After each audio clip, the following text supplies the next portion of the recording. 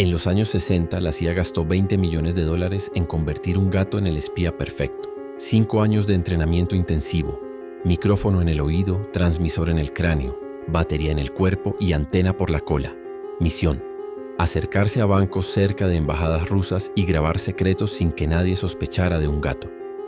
1967, primera misión real en Washington. Lo sueltan, cruza la calle y ¡zas!, atropellado por un taxi normalito, en menos de 10 segundos. La CIA lo canceló todo. 5 años de entrenamiento y $20 millones gastados para tan solo 5 segundos de misión. ¿El peor espía de la historia o el gato más legendario? Tú decides.